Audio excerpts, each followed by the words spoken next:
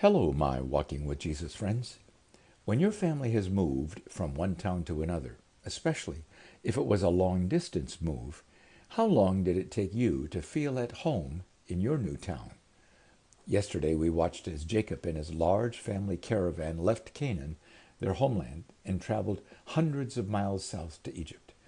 They brought with them everything they owned, for they were leaving a famine and going to a place where food was in abundance.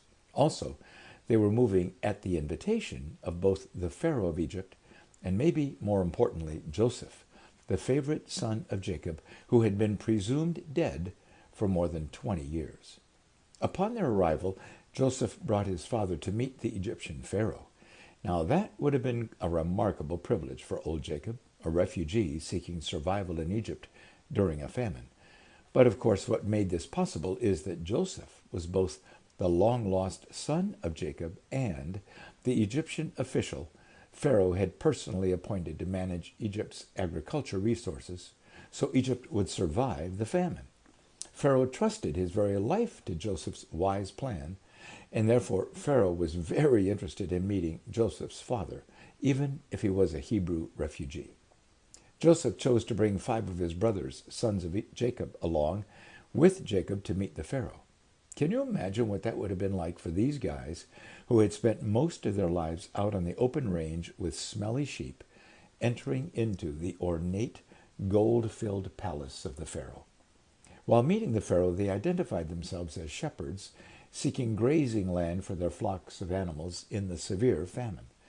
They also made a very important specific statement about their temporary refugee status. Genesis 47, verse 4 says, "We have come to live here for a while, because the famine is severe in Canaan, and your servants' flocks have no pasture." To leaders of any country in the world, an influx of refugees, especially during difficult economic times, can be terribly unsettling as their country struggles to assimilate many foreign people. In this case, Jacob's sons made it clear they were seeking temporary relief and had full intentions of returning to their homeland after the famine.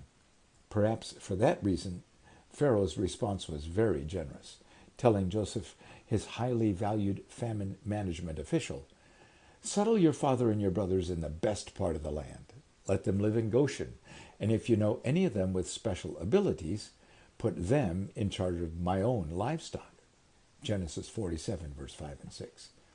This was a historic moment for Jacob and his family, for it is this invitation which led them to settle permanently in Egypt, and while wonderful at first, it created a disaster many years later. You may know that generations later, when the future Pharaoh saw so many Hebrews living in Egypt, and he knew nothing about Joseph or Jacob, he was fearful and decided to enslave them all, according to Exodus chapter 1. So Joseph settled his old father Jacob and all Jacob's family in Goshen, the best part of the land of Egypt, and they quickly put down roots, enjoying the fertile pasture land for the flocks and Pharaoh's very generous welcome. But the famine raged even more severely over the next 5 years, and the remainder of Genesis 47 describes how Joseph managed the overwhelming food demand from both Egyptians and people from all surrounding starving nations. Genesis 47, verse 20 and 28, is a very significant statement. "Now the Israelites," that's Jacob's family, "settled in Egypt in the region of Goshen. They acquired property there and were fruitful and increased greatly in number. Jacob lived in Egypt 17 years, and the years of his life were 147. When the time drew near for Jacob to die, he called for his son Joseph and said, 'Do not bury me here in Egypt, but when I rest with my fathers, carry me out of Egypt and bury me where they are buried.'" Do you see the significance of that moment, my friends? Jacob was the patriarch of his family, son of Isaac, grandson of Abraham, to whom God had given both a land and people covenant, remember? Jacob and his family arrived in Egypt during the 3rd year of the 7-year famine, yet Jacob remained in Egypt 17 years until his death.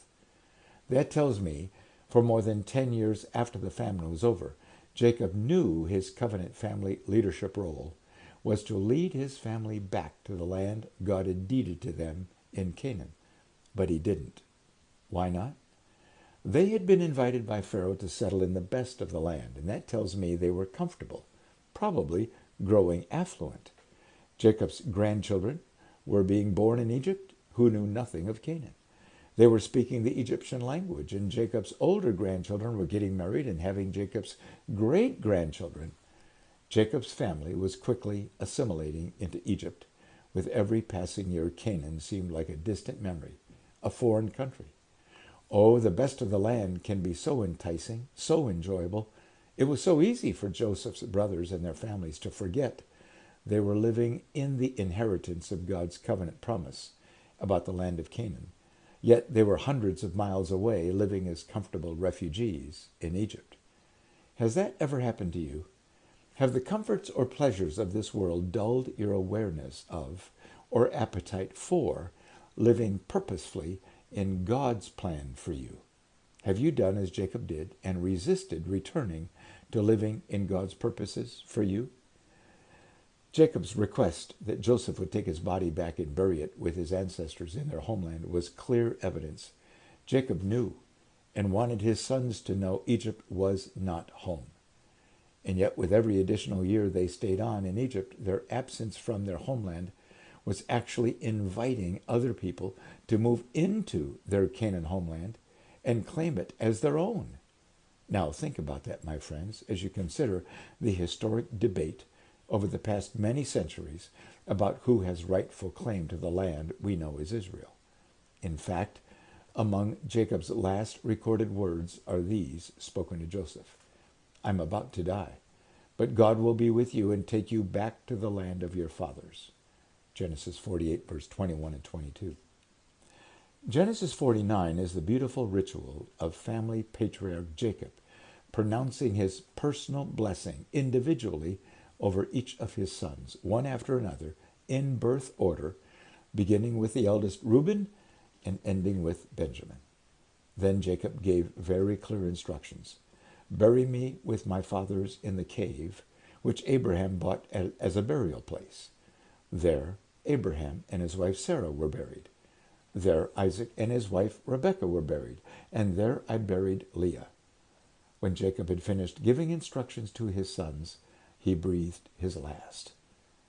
Amazingly, Joseph, the Egyptian official, instructed the physicians to embalm his father Jacob in the Egyptian tradition, which required 40 days. Then Joseph, with Pharaoh's blessing, led a very large funeral procession from Egypt all the way back to Canaan, and specifically to that cave in Hebron where Jacob's body was buried, according to Genesis chapter 50. With that burial accomplished, Joseph led his entourage back to Egypt, for his royal position yet required much from him in service to the Pharaoh.